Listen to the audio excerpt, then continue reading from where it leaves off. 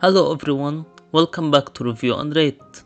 Today, we're entering into a world of virtual realities and corrupted creatures. That's right, we're going to lock ourselves inside the room and wear the VR headset to talk about Boneworks, a game developed by Stress Level Zero and released in 2019. If you're a fan of VR first-person shooters, realistic gameplay, and wonderful environments, you won't want to miss this review. Now, let's climb this huge block and get ready to enter the world of Boneworks.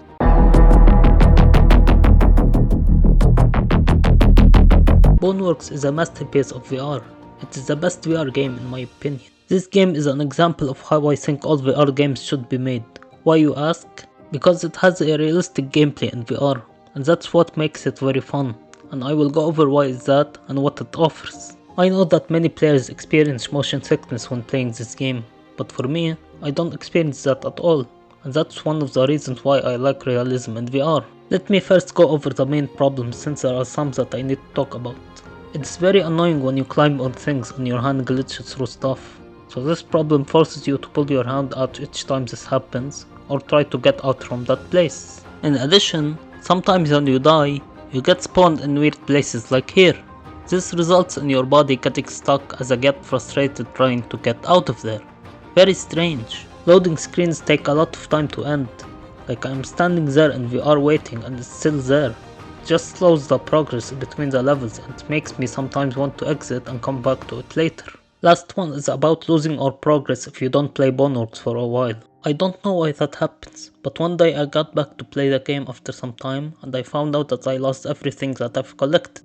And the game got me into the first level, so I have to play the game from the beginning to unlock the levels again. All the time unlocking weapons, enemies and ammo on all levels, lost for no reason. But anyways, let's explain the amazing parts of the game. First, the game takes place in a virtual world, so everything makes sense based on that you are not in a real world. So for example, when you fall from high places, you don't die. You get a full body look, so having the player feel like they are actually inside the game. And you have the ability to grab things from different places on your back, making for an easy inventory. You can only move in a realistic way in this game, so walking and sprinting. There is no teleport movement that even the game itself makes fun of it, and I actually agree with them. For crouching, you can either press a button to crouch or do that realistically, while for jumping, you only press a button, because obviously you can't jump in real life while wearing the headset. Because you move realistically, this movement is tested depending on the ground you walk on.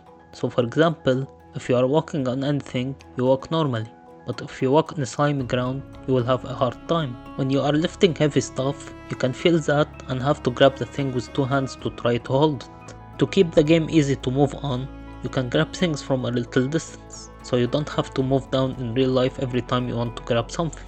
Climbing is one of the best parts about this game, where you really can climb anything, unless something is not climbable of course. And you do that just like how you do it in real life. It's very cool. Falling from places is also great, because you can feel the gravity when you do that. Let me now talk about the world.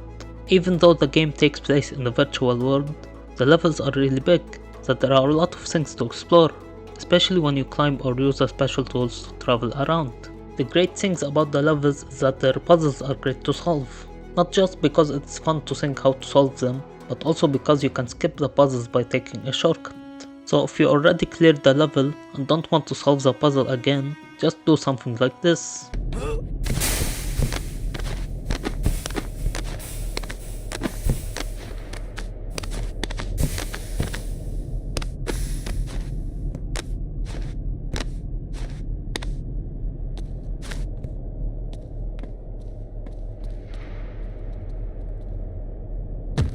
The levels in general are unique, as they differ in certain ways. For example, the run-off level is mostly action-based, fighting Omni projectors for the most part, while the sewers level is kind of like a horror level where you fight against zombies and all bodies. There are certainly nice things in those levels, like streets where you shouldn't step there or the cleaner machine will catch you and throw you in the trash. Saving is easy, as there's not really an autosave, but there's manual saving where there are saving spots you go to and save there.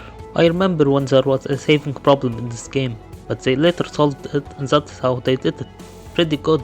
Cutscenes are very short as you only see them in the beginning, middle and end of the game, which include real scenes of what's happening with your character in the real world.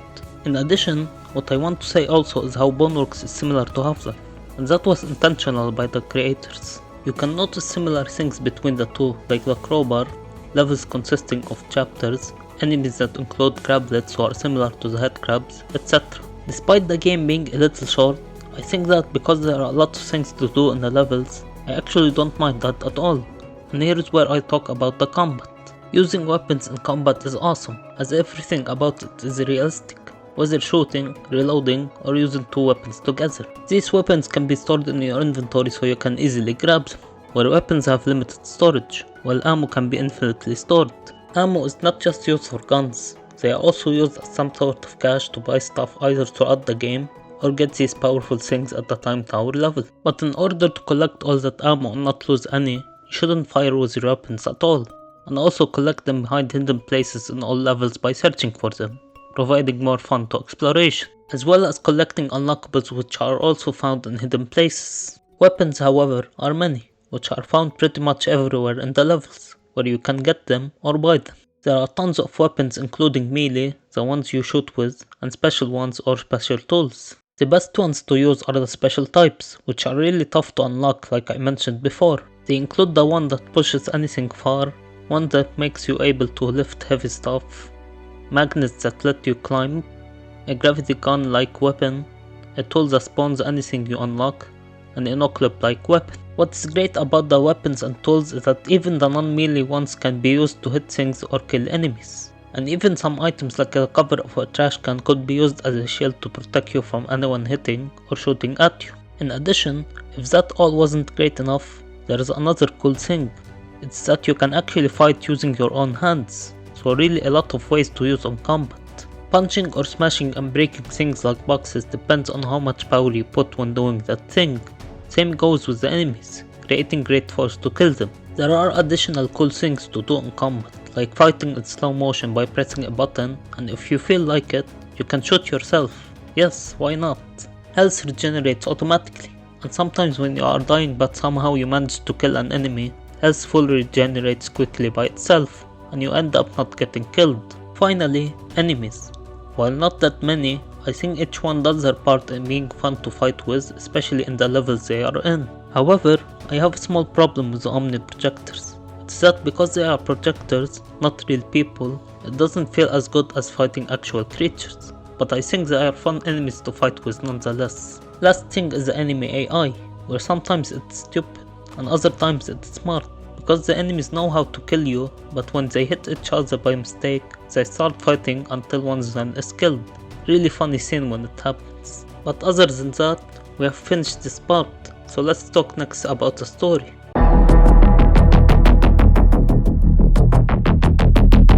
Boneworks' story is very great, but it's complicated to understand. I actually like the story and enjoy the mystery surrounding the virtual world we are in and what happened there. But there is one short problem with all this. It's that you won't understand the full story if you didn't understand the narrative of a previous Resident Evil 0 game called Dark Season, and still you would be confused. I am not really that interested in playing that game, so I read and watched a lot of videos so I would at least understand the main things about the narrative. I will try to explain and summarize the story as best as I can based on what I understood and what was shown in the game, so let's do it. First, a little background. There's a company called Monogon Industries who created a virtual world called Miss OS. Gammon, a rival to Monogon, is another company which created other things, and it seems that this company has a USB stick that can corrupt Miss OS. This stick was used by a person named Arthur Ford, where he plugged it into Miss OS and entered that world. As Ford moves around in Miss OS, it seems that due to the corruption, the whole place is unlocked.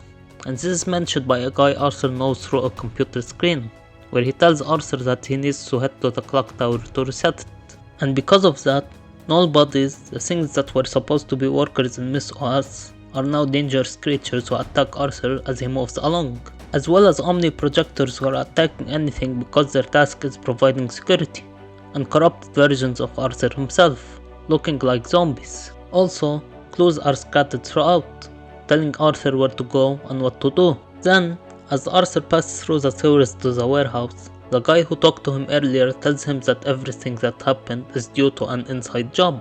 Finally, Arthur arrives to the time tower and he succeeds in resetting the clock. Then he goes through weird stuff going around him before getting into the void. After that, Arthur removes the headset, going back to his room that he was in before entering this OS. But he notices that he is still in the virtual world, so he puts the headset back. Then he gets into some kind of dungeon, seeing copies of himself around, and goes outside fighting waves of monsters for a king. Arriving at the throne room, he fights the king and wears the crown so that he can go inside.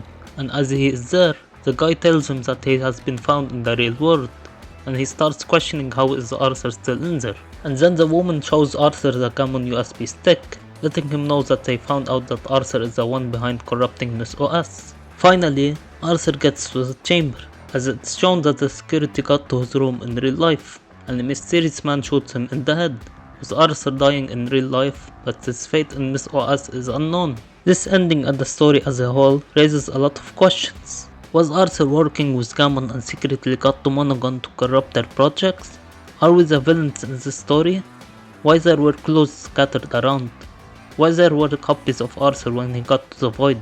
All these questions that got me more interested in this world, and encouraged me to look up the story and why things are happening the way they are, even though everything is confusing. But let's get next to the graphics.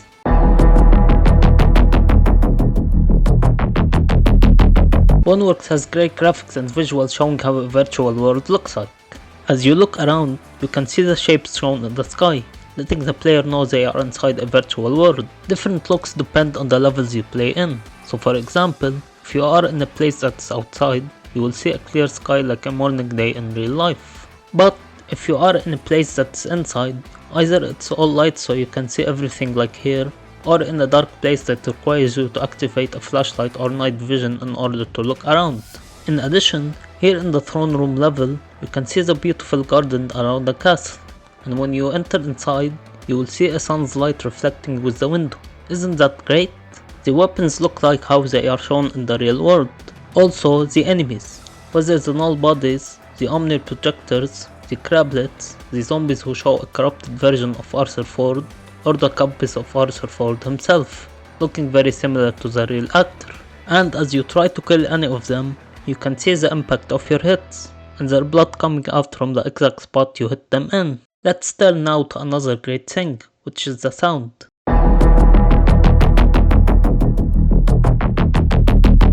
The sound design of Boneworks is amazing, giving a unique type of audio in every part. First, the different weapon sounds.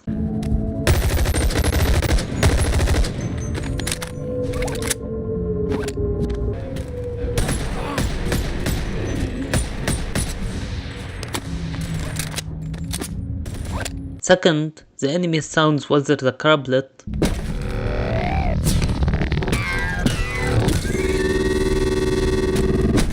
the null bodies whose sounds are terrifying. Given that they are corrupted, they sound like this. Hey. And the zombie sounds with their projectiles that they throw on you.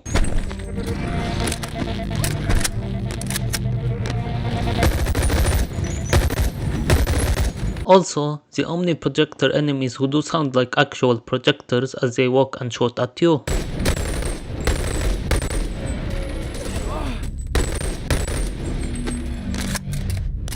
When it comes to voice acting, there is not really that much other than real acting from two characters and different voices for Arthur Ford who are not that bad. Hey, we've seen enough! Join me in the throne room for a 1v1. All of this will be yours when you beat me. Come now! You've come all this way. Dukes up! Finally, there are the environment sounds, with each one depends on the levels you are playing in, like here.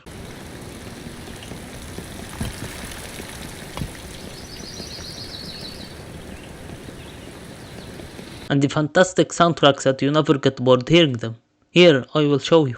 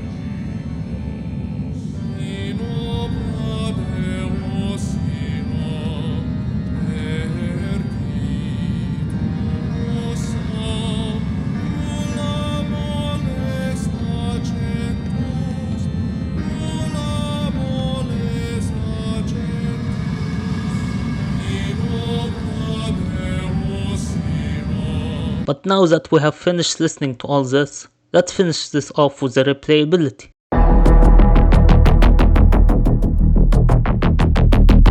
There are a lot of things to do in Boneworks when it comes to replayability. First, you can replay the levels you already cleared and do things like enjoy playing the game again but in different approaches. In addition, you can try to find all the ammo in all of the levels so you can unlock everything in the time tower. And search for the weapons as well as the enemies in those levels that you have not unlocked so you can put them in the reclamation bin and use them in any of the mods. Also, try unlocking the sandbox mods in what's described in the menu of how to unlock them. After that, you can try the arena mods, like the different battles you can have fun with there, and the zombie warehouse. Finally, try the different sandbox modes, especially hover junkers, where you can drive this plane-like thing to fly all over the places and enjoy the view in VR.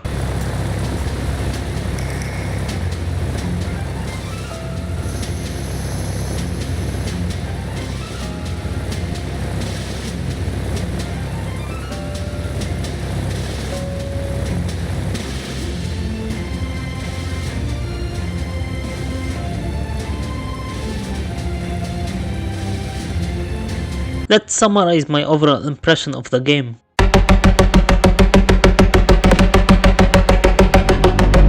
In conclusion, Boneworks offers fantastic VR gameplay, great story, good graphics, amazing sound design, and a lot of options to replay the game. While it's very annoying when the game deletes all of your progress if you don't play it for a while, and the story is hard to understand, these problems won't impact any of the fun you will have in the game. Boneworks did the unexpected and gave us a VR game that's different. That's why it deserves the score that I will give it. So here it is.